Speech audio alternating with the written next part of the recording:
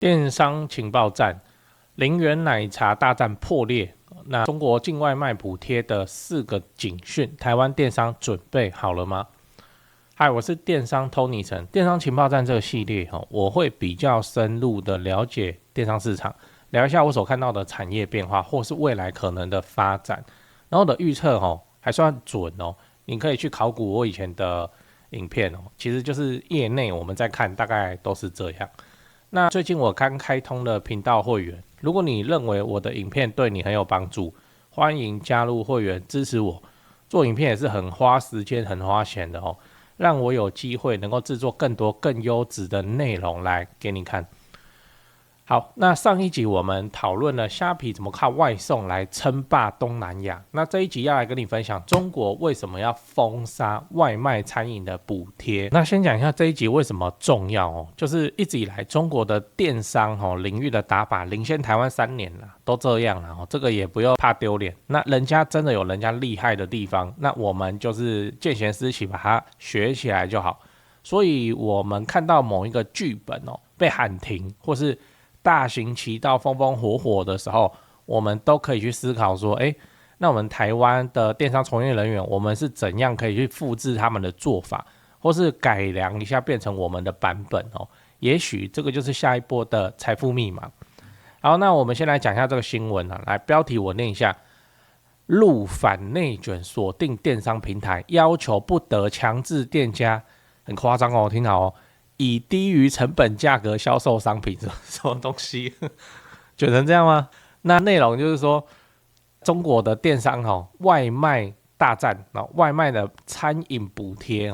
你知道吗？那美团、京东跟现在淘宝嘛，淘宝闪购嘛，他们送餐嘛，吃饭就跟我们台湾，对于我们台湾的话就是 Foodpanda 跟那个 Uber Eats 这样。那在今年中国电商外卖4月份正式开打。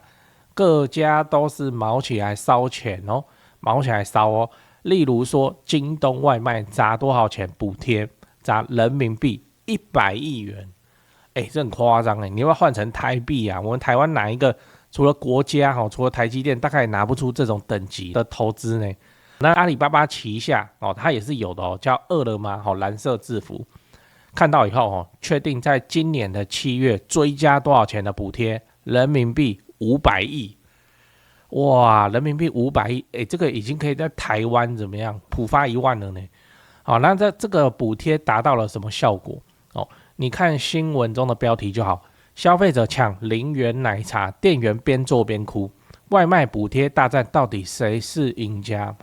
对，你只要消费者你有去抢到补贴券，你不抢行你打开 app 它就是要送你啦。那奶茶就是0元。中国的奶茶就我们台湾对比起来就是手摇啦手摇，但他们现在还是停留在就要加很多料来显示说这杯的尊爵不凡啊，然后用料真实啊什么有没的。那个中国手摇又甜，然后喝着喝着就吃饱了，你知道那料一大堆啊。那我们台湾也经历过这个时期，然后到现在我们崇尚的是什么单品茶嘛？那他们比较高端的品牌，比方说霸王茶姬啊。喜茶那开始也是重视了单品茶，但是以广大消费者来说，奶茶这种非必要的等于是奢侈品了对一些3、4线城市的人来说，等于是奢侈品，那就是料要多好，那没关系，这个题外话讲一下，他们的奶茶你只要消费者抢到补贴0元你自取的话0元，消费者的狂欢盛宴，然后出现了什么海量的订单啊？当然嘛，例如说美团当日的订单量就突破几单，外卖的订单数突破8500万单一天呢，我靠，8500万单呢。那饿了么也喷到单日8000万单这是阿里系的阿里巴巴集团旗下的8000万单呢。然后奶茶店订单根本就做不完，本来一天一个门店可以做500杯订单，现在每天1000多杯。然后骑手就台湾的话是外送员，中国叫骑手，方便理解我们这支影片我们都讲骑手，骑手现在怎样呢？订单量是过往的2到3倍所以看起来这个补贴策略是外送平台在烧钱在抢业绩，然后消费者、奶茶店、外送员都有赚到钱，你觉得呢？你觉得呢？所以你要知道外送平台大战到底谁得利？来先说结论大家都很惨到爆裂奶茶店也快挂了，就像我刚才讲的，它的订单量翻倍又翻倍，对不对？所以本来的人力根本就支撑不了。外送平台有补贴，又不是全额补贴，它也要叫店家共襄盛举啊！来，你看我划线的地方，这讲的让利比例原则，一般是平台3，店家7，你给我吞，就这样，这是霸凌商家呢。如果平台给客户发出10块人民币的优惠券，7块会来自商家直接扣款。也就是说，我办了这个活动以后，我收到的钱直接就把行销费用都扣掉了。那行销的大头是谁出？还是商家在出了？所以就有商家讲说，参加活动以后拿到的钱比以前少非常非常的多，而且累个半死，又要增加人员，那个薪资的新的成本这样子一支出下去，那不如不要参加这个活动哦。好，那这个时候我知道就有朋友会讲，你不要参加不就好了？在那边斗来斗去，你不要参加不就好了哦？我跟你讲，还真的不行，因为消费者是有限的，而且消费者是现实的。你不参加活动，消费者看你没有折扣，他就不下单哦，就是这样。就中国的生态很夸张啦，就是把消费者都养刁了啊，反正就是谁便宜就喝谁的。然后你看一个人一天是能喝几杯奶茶，所以总量就是有限的，就变成说，你不参加可以，那你线上订单会直接到归零哦，你只剩下门店过路客的生意哦。然后门店过路客生意以前会走进来给你买，现在他也不要买，为什么？因为他拿着手机跑到你附近的奶茶店，他可以直接自取不用钱，你知道，好像很低啦，什么0.1块人民币的这种就这样，那你的生意直接会大受打击，然后生意被人家刮走啊，另一边人家也活得很痛苦这样那你说线上订单归零还好不是，那是因为我们在台湾中国的外卖市场非常热络。来，你看我画红线的地方，堂食餐厅小菜园2024的外卖业务，堂食讲的就是有内用，这个又要讲一下中国的生态，就是说外卖有很多所谓的台湾叫幽灵厨房啊就是看这个到底是哪里做出来的？没有，它就是一个公寓好像哪边自己厨房或客厅打开来，要不然自己那边弄，什么卫生安全什么的也没过，这样幽灵厨房。所以中国的风气是说，你要订一家外卖，你就要看他有没有提供堂食，堂食就是内用啦它有一个内用区，那你有办法去内用那它的餐点的品质一定会比那个幽灵厨房还要好反正就这样。有一个品牌它是有提供内用的连锁的，叫小菜园。2024年的外卖业务占总营收的比重是 38.5%， 你一间店你40%你都靠外卖。2024是还没有外卖的补贴我会看现在今年的外卖业务总营收占比不止突破 40%， 应该要突破 50% 轻轻松松。所以你叫他们说补贴成这样你就不要参加就好了，占你营收 50%， 你说放就放，实务上不可能但是做了又累又赚不到钱不做就会死不做就会赔钱，你要他们怎么办？这是店家端的困境，因为补贴大部分都还是来自店家这边那再来是骑手这个族群骑手不是订单越多越爽吗？而且他们不是很爱跑吗也没有，这又扯到平台的演算法之前的中国的博主，他们叫博主就有分析过这些外送平台的算法。简单的说就是说，他会机动的调整每个骑手的接单状况，机动调整就是活在一个被算法控制的生活里面。例如说某个骑手他最近的单子接得很勤，然后他快要达到下一个阶段接单的奖金激励奖金的门槛的时候，他突然就只接到一些很远的单子，很远的单子，很远的单子是这样，你去一趟很远，那你还要空车回来就很远变成说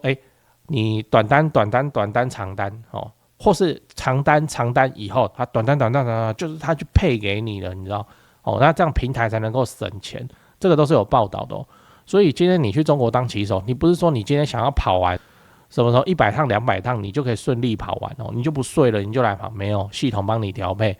确保你的收入可以落在某一个区间，没有谁特别的高，也没有谁特别的低。所以说这个算法，你的收入一开始就被演算法固定起来了。为什么？这样对平台最有利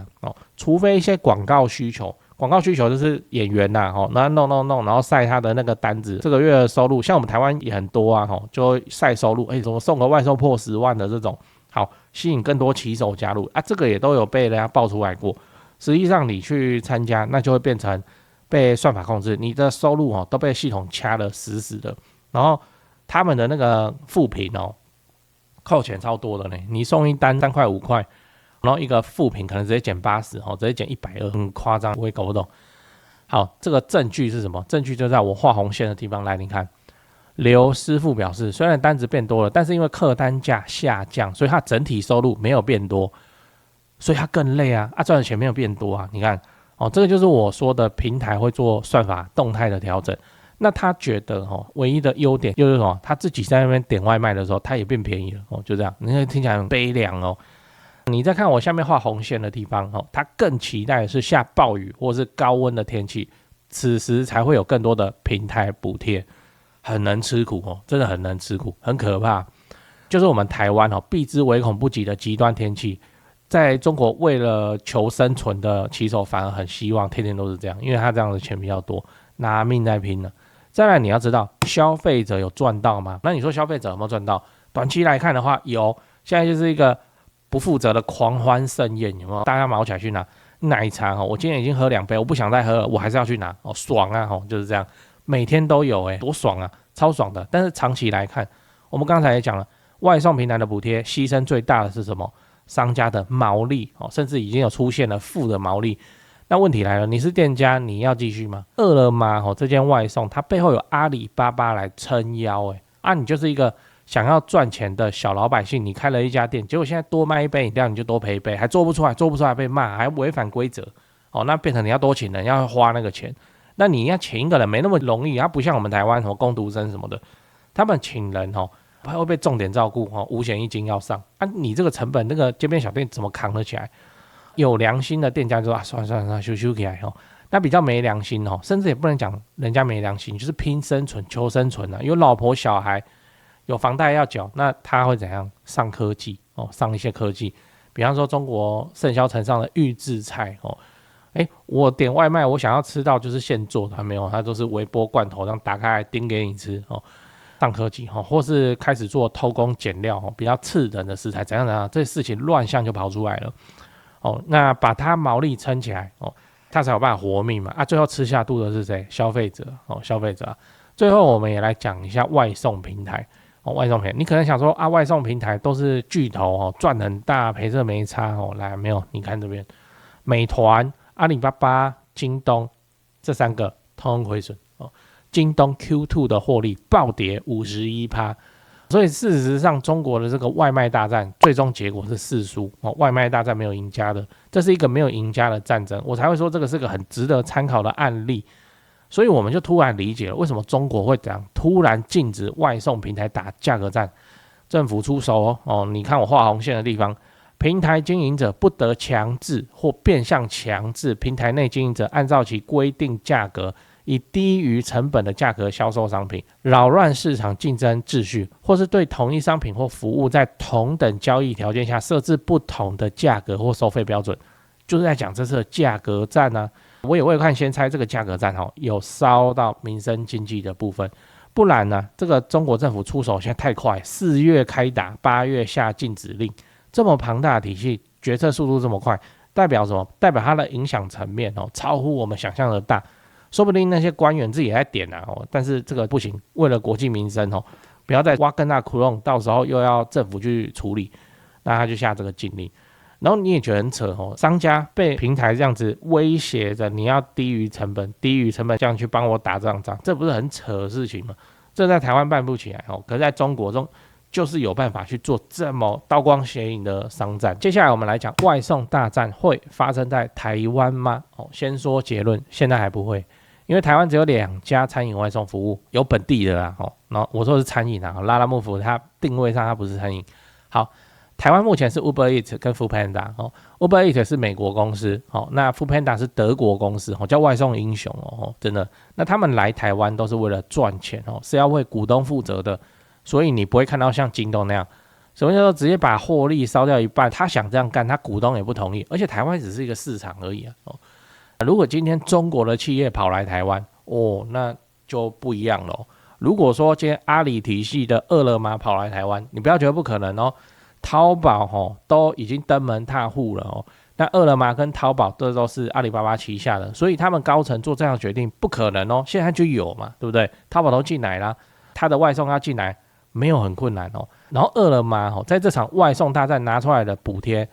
很夸张很恐怖呢，你看一开口一出手就是500亿人民币的补贴，非常恐怖。这个体量在台湾谁跟他竞争？当然台湾对他们来说只是一个省，他不用用到这种等级他就可以拿下台湾呢。以阿里体系这种1000亿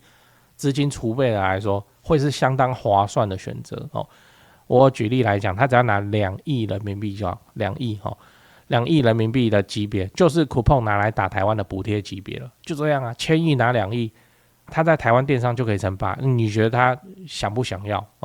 更遑论他们就叫宝岛台湾嘛，不然就叫湾湾嘛之类的，有一层莫名其妙的滤镜就是这样，所以他们进来很有可能，淘宝都来探路了。如果这件事情真的发生了，我跟你讲 ，Uber Eats 跟 Foodpanda 会直接被 kick out 会直接被干掉。然后台湾的外送员就怎样，就只能去饿了么打工。最后因为只有这一家企业独大，所以台湾的外送员也会被算法逼迫跟中国棋手一样，怎样每天工作15个小时，然后收入也还好，也很普通，这样你信不信？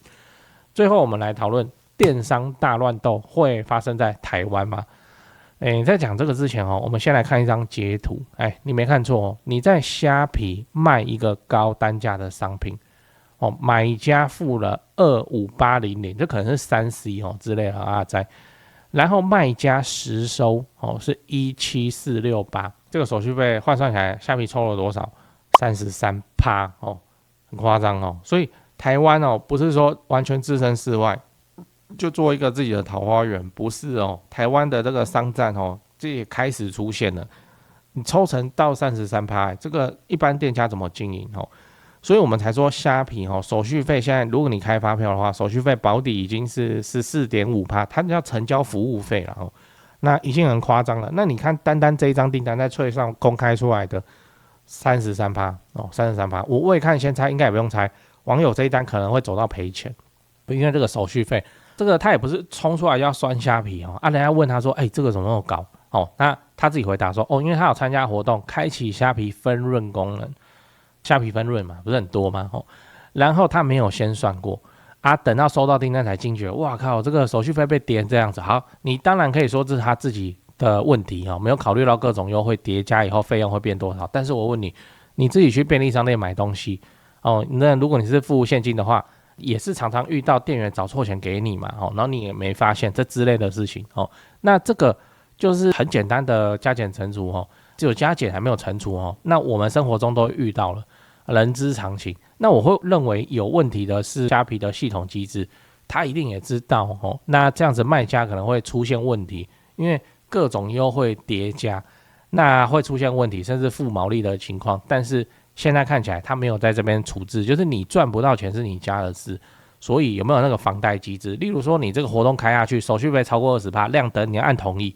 如果有这样子的流程同意还要按了以后还要等5秒之类的，这些防呆的机制，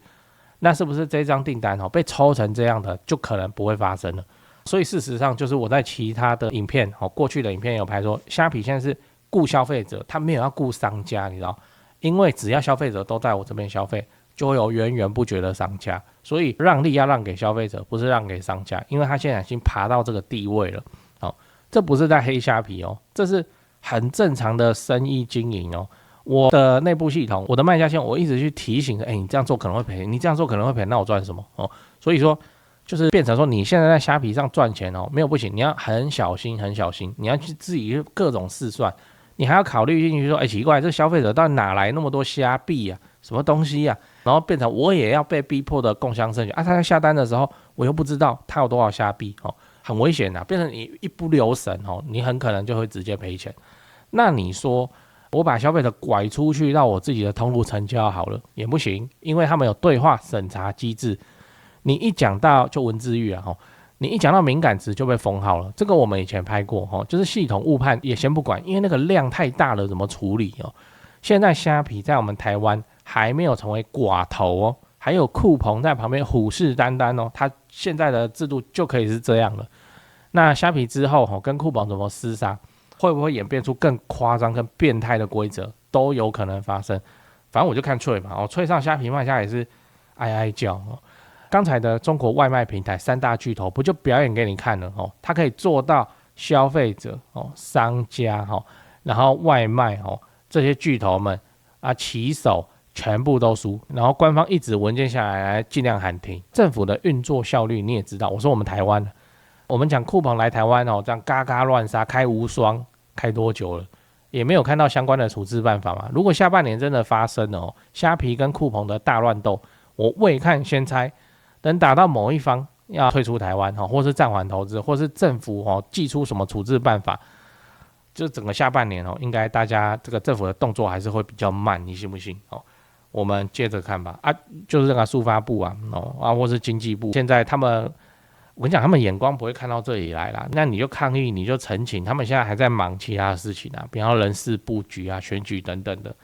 真的要去照顾这个台湾国民我们自己本土的电商产业被境外的外资这样子挤压，慢慢等吧。某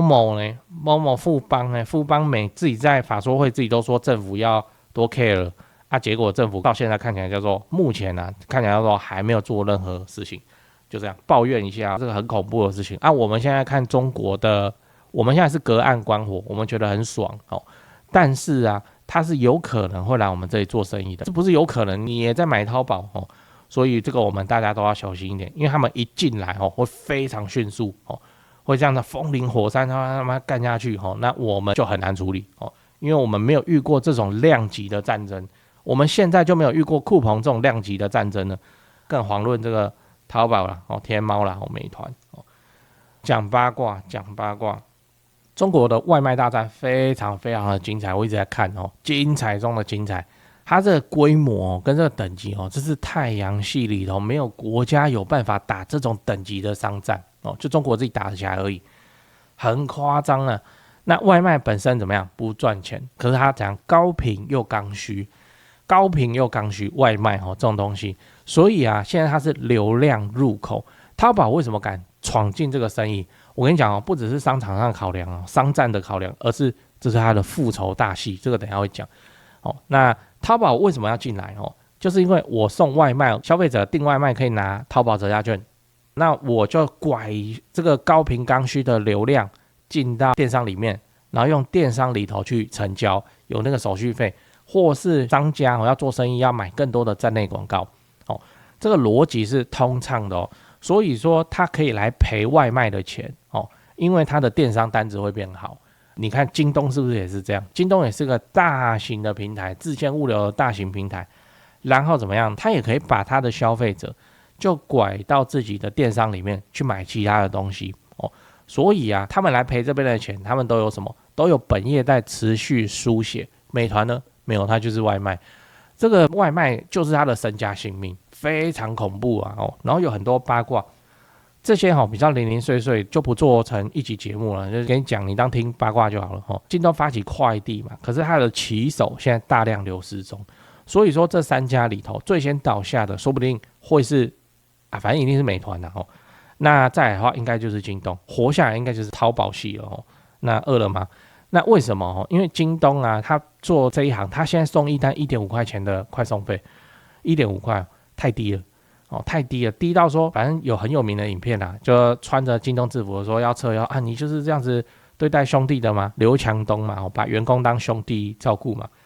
他说美团在我们这个城市8年了，从来没有低过3块，结果你现在1块5，还叫我要去送电商的单子，不止送餐还要送单就变成他要去快递站在那边一堆然后里面去帮消费者把这个快递挖出来之后赶时间送过去，只有1块5，太低了那就这样，美团那他再怎样，他的下限是3块，然后京东他第一个去做出这个叫 pivot 就是你都在送了，那我们来送商品好了，我们不要送餐这个就是他在壮大他的本业，你知道京东嘛，他自己卖东西卖 3C 手机，这个东西摩托车都载得下，你买一只手机，你买一个数位相机或你买一些相关的配件，那很快30分钟就送到，爽不爽？超级爽那就会变成这样。可是现在它的骑手流失的程度是最严重的，因为它单价太低，已经出现这种乱象了。你看，然后美团这也很恐怖，美团曾经是这个曾经到今年上半年都还是中国外送的霸主。那甚至还有一些外卖员为主的电影嘛，然后它的影响力是到这种程度的美团就黄色制服的，来美团营业利润暴跌98%，这被得啊呢，这被得去啊呢，被谁干的？被淘宝被京东这样，就这样啊。那背后有非常多的故事啊现在为什么说是复仇之战？因为马云以前有投资这个美团的王兴有投资他反正马云让他绝处逢生就对了。后来还派了这个旗下的地推之神蒋凡，地推就是跑到街上去说，你要不要加入？你要不要加入？然后去管理这个东西。地推之神蒋凡这位大将去帮忙美团把基础建立起来，结果后来美团翻脸不认人，就背刺马云那现在就是马云的复仇时刻，均值报仇10年不晚了，真的那这个报仇有多么的轻松啊！那个饿了么是后来看那个美团背刺我，他后来去并了一家。那恐怖的事情在哪里？恐怖的事情在淘宝规划500亿人民币的补贴，然后美团的现在的营业利润已经暴跌98%，对不对？结果淘宝现在才烧了100亿，这是只要把它烧到倒的节奏嘞，就这样啊，才烧100亿。那阿里家大业大，它外送赔钱没关系它还有电商跟云计算等等的地方可以让它书写。但是美团外卖它身家性命就像被干倒了，君子报仇10年不晚，非常的优雅，非常的潇洒就这样子撒钱，然后就爆了就这样。然后还要提一下说，外卖这是这样外卖是一群极端没有忠诚度的消费者，极端没有，谁便宜就用谁他们吃什么都差不多，因此吃什么都差不多这讲的事情是，好，我现在要去订那个王品的陶板屋的外送请问是 Foodpanda 来送还是那个 Uber Eats 来送？这个有差吗？在这种情况之下那就会变成说这个平台谁便宜我就用谁嘛就这样。那因此抢下大饼就还是要靠其他生意来赚钱。你纯做这个美团，他自己也不是靠外送在赚钱赚商家的抽成商家广告费什么，然后赚那个消费者的服务费，不是他这边也是赔钱那他从哪边赚钱？就是你打开美团外卖 App， 我靠，这个密密麻麻一堆服务，还有酒旅啦，你可以买票啦买电影票什么的，通通都可以还可以预约那个什么上门按摩啦，一大堆啦。他从这里赚钱，只能这样那些东西都不是他的本业嘛，他就是要去外面跟人家合作没办法，就是外卖消费者极端的没有忠诚度现在又3家补贴成这样谁的补贴力道最大，能够让我喝免费的奶茶，或者让我就请我了这一顿他就请我就用它就这样。那淘宝跟京东顺理成章叫做骑手送餐的时候会给你一个那个折价券，或是直接灌到你的 App 里面，你去淘宝买东西又便宜，可以让淘宝的日活又重新爬回来，就这样这个都已经有公开的数据但美团真的搞不定这场仗人家那个大佬后面源源不绝的输钱是说砸500亿人民币，现在砸100亿我就快趴了，这怎么玩现在都闲聊没什么重要。我个人认为电商的机车外送在台湾第一个出现的纯电商就是骑欧多拜来给你上回大规模的大规模到现在是你不太知道嘛？你在路上你会看到 Momo， 对不对？Momo 的机车物流车，这个我要怎么表达？反正就是说，在台湾最大规模的来去闯出一个机车外送大军直接讲的，直接打广告的然后让你订一个东西那特定商品就是卫星仓在附近的，它可以做到让你30分钟就到货。我个人认为这样的玩家会是谁？这个玩家在台湾我个人认为会是 Coupon 或是 Coupon。也不是说什么 Uber Eats、Foodpanda 没有，我在讲的是自建车队然后纯电商平台干得轰轰烈烈的。你那个 Foodpanda、Uber Eats 现在就可以送全联家乐福嘛。然后我讲的是电商平台自己送电商的东西，电商上面的东西，比方说你现在要买一个 3M 无痕挂钩浴室的毛巾架那你就下单。你不是在 Foodpanda、Uber Eats 里面的那个杂货那边下单而是你去一个电商平台下，我个人认为是Coupon是 Coupon， 因为他们在韩国自己就有机车物流车队机车物流大队再加上 Coupon， 他说在今年年底前在台湾要烧9亿美金，怎么烧？你有没有看到广告 ？Coupon 的货车司机上位货车司机开8万招人，就这样所以他们要布局这个机车快递应该是超简单的事情那就是自己来养车队，反正就来赔嘛那就建立好自己的车队，然后从台北市开始，就变成说你买 coupon 的东西1小时到货，这么多东西特定商品1小时到货，那他又给你免运，你只要加入他的那个什么哇会员1个月69块吧，我记得，那就是免运这种情况之下，以后你东西都会在 coupon 买了，就是这样所以这边干嘛？是补充一个八卦，我们就是要继续看戏看这个中国的3个外卖巨头现在怎么对抗？现在看起来你也不能说实力最强，因为美团有它厉害的地方叫算法它怎么规划那个路径啊？它怎么样弄？它能够让规划出来的路径骑手照着骑那可以实现什么？可以实现说，这个大概全程都是右转的，不要左转，因为左转花时间等红灯这种等级的算法在美团很成熟在京东还好在饿了么也还好没有美团成熟。所以说我们要看这些巨头们谁先打架然后我们不要去被波及到，然后要提防他到时候冲进台湾。就这样，机车快递、无人机那个比较遥远它进来还有那个要过立法院的问题。无人机比较远我们不讲我们讲机车快递。机车快递你要把它理解成是所有的物流里头可运用的物流里头速度最快的真的是短距离的速度最快，就跟你订外卖时间一样，超快的物流。所以如果海量的商品都可以用机车去做快递的话那个对电商的市场渗透率来讲会帮助非常非常的大。那我原本要去五金行的算了那边看一看都有还便宜就下单就来买，就会变成这样。coupon我们真的是要很提防这个对手 coupon。台湾电商从业人员辛苦了，那之后就是看 coupon 嘛，要继续撒钱撒到什么程度，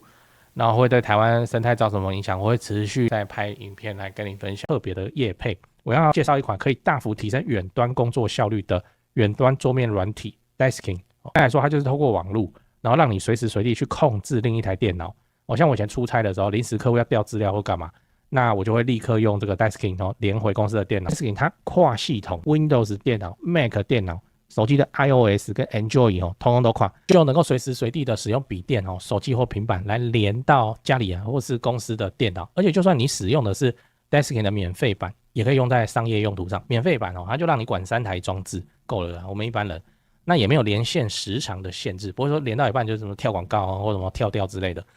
那就算你人在国外休假，也能够轻松的连上公司的电脑。那我先讲一下我使用下来感受到的几个优点。第一个优点，连线品质稳定，而且低延迟，真的很快，真的很快呢。第二个优点多种连线功能，不过安全又方便的无人值守设定，就算电脑旁边没有人，也可以直接操作。第三个优点，轻松传输档案，很快呢，就在传档很快呢，就是你可以直接透过 Desking 抓远端档案。我们现在人在外面要传大的影片档案的话，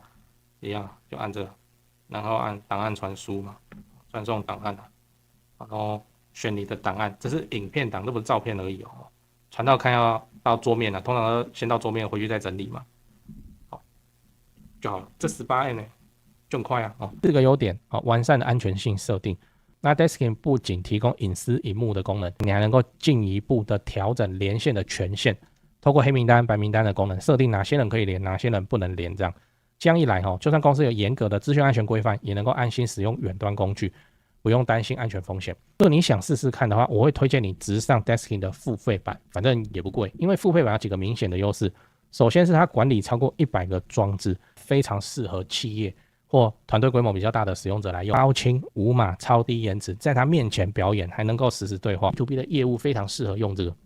真的是很适合用这个。再来，付费版在档案传输的速度上明显提升很多，尤其传送较大的档案或大量的资料的时候就快很多节省很多时间，而且画质跟连线的稳定度会好很多文字影像、影音付费版的体验是更清晰、更流畅这样。最重要的是，以 Desking 的收费标准来看，对比市面上其他同级的远端软体，功能丰富程度还是连线的品质 CP 值真的都非常的高。只要你使用折扣码 TONYC 订阅 Desking 就打9折，我自己是认为很划算。如果你跟我一样会常出差，或是需要跟客户远端沟通，我真的是推荐你使用。或是你自己是小公司的老板或 HR， 从此就不用再担心同仁远距工作的效率问题让远端工作变得更顺畅，员工工作更开心，公司赚更多的钱这样。